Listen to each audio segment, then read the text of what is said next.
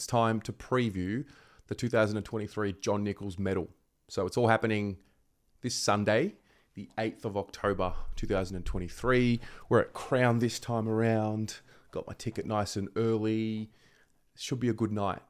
I recall last year's John Nicholls Medal was fun. I mean, they're always fun, but last year just had a different feeling because of the way the season ended, and we weren't too far removed from the season. So there was a lot of talk and discussion and feeling around, like we've got to use this to motivate us and got to be better next year. And, you've got to get busy getting better and all of that. So I think this year we'll have a different feeling to it. I don't believe there will be as much of a flatness to the way that we're feeling this Sunday night. And I'm looking forward to it. So what we're going to do in this video is we're going to go through some of the awards that are going to be up for grabs.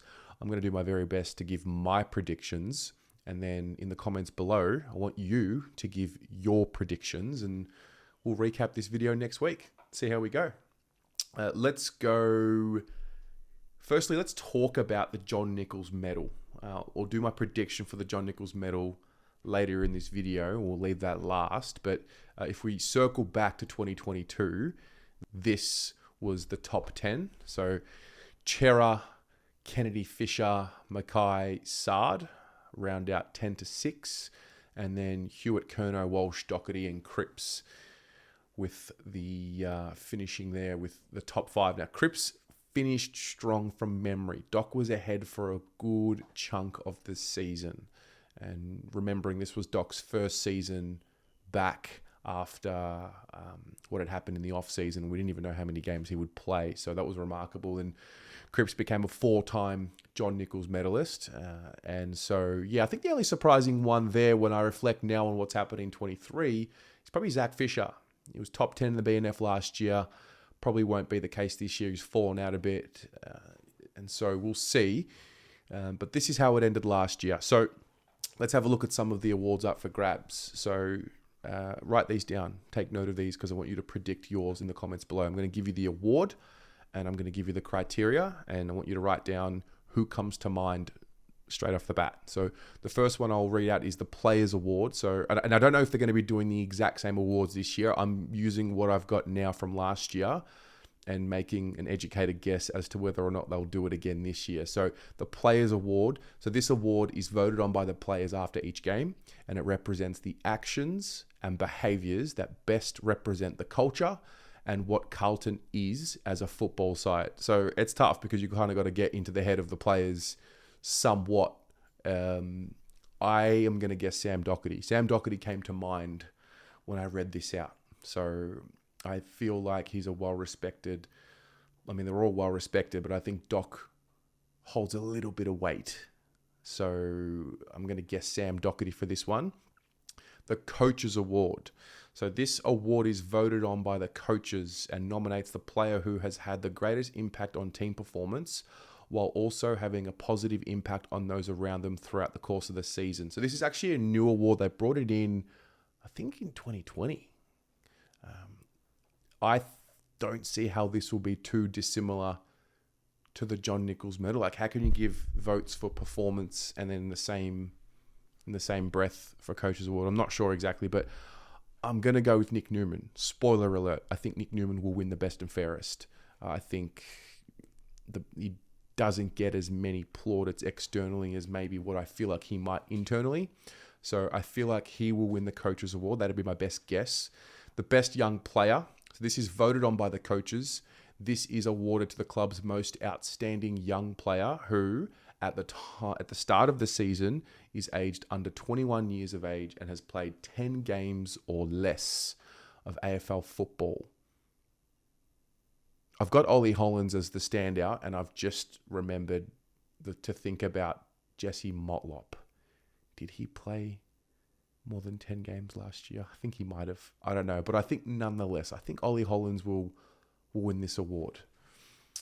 We've got the Inner Blue Ruthless Award. So this is awarded to the player who displays bravery, resilience, and commitment each week. So Patrick Cripps has actually won this award 3 times. I tossed and turned. I think Nick Newman's name comes up here. I think Sam Doherty's name comes to mind here. But I went with Adam Chera. I thought he actually added this reputation to his standing with me anyway, in that I looked at him as a classy player, not necessarily a ruthless player. And I think he actually displayed actions of ruthlessness and just doing it the hard way this year. And I think when I cast my mind back to who was actually performing when we weren't doing well as a team, I think Adam Chera was the standout. So I'm going to guess Adam Chera here, but it's a tough one. The Spirit of Carlton Award. So this is awarded to the player who embodies the spirit of the Carlton Football Club on and off the field. This one's hard because I'm not there on the inside. I don't know exactly what the players are doing off the field. I know Nick Newman's name will come up in this. It has for me. Adam Sard could be another one. Could be someone like a Matt Cottrell, but again, I don't know who does what off the field for Community. Like when I think of Community, I think of Newman and Sard as doing whatever they do away from football. I'm gonna guess Nick Newman. I feel like it's gonna be a Nick Newman night. So I've got him winning a few awards. And then there's the best clubman. So this is the player who lives Carlton's values and goes above and beyond for his teammates and club. Interesting to note this award. Ed Kerno's won this award 3 times, 2013, 16 and 19. Newman was the winner of this award last year and in 2020. Pito's also won this award, and I like it. When I think of a player in the team who sacrifices his game for the betterment of others and makes teammates around him better, and it may not necessarily show up on the stat sheet. That's what I love about this as well. This isn't about stats.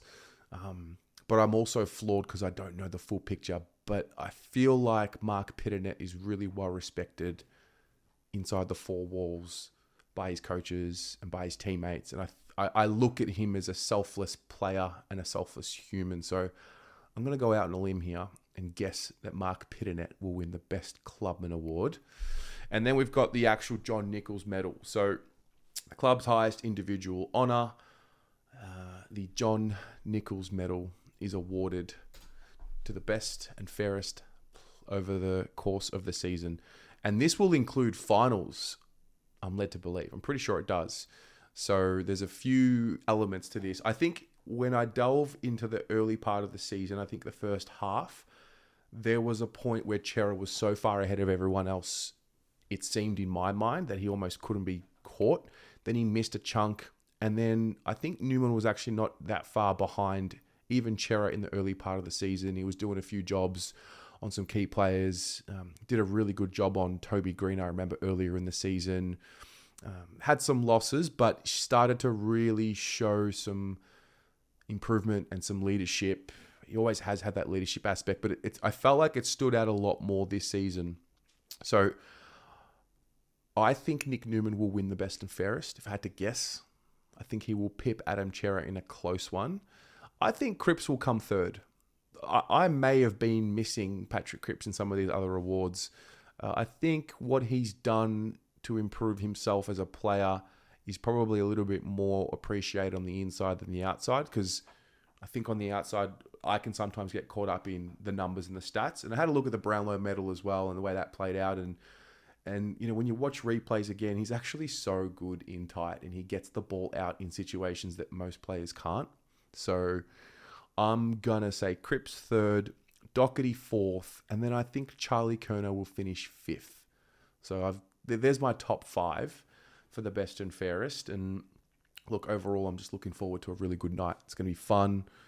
Going to meet lots of people, re-meet lots of people. I just feel like there'll be a lot more smiling happening this year than what there was last year. It's going to be a little less about, what could have been, and a little bit more about, where we're headed and where we're going. That's what I feel anyway. So that's the preview. Now, in the comments below, have a go at this. So you've just heard my criteria, or this is the criteria from the club website, but have a go at the Players Award, the Coaches Award, the Best Young Player Award, the Inner Blue Ruthless Award, the Spirit of Carlton Award, the Best Clubman, and the John Nicholls Medal. If you just want to have a go at the John Nicholls Medal, give us your top 5.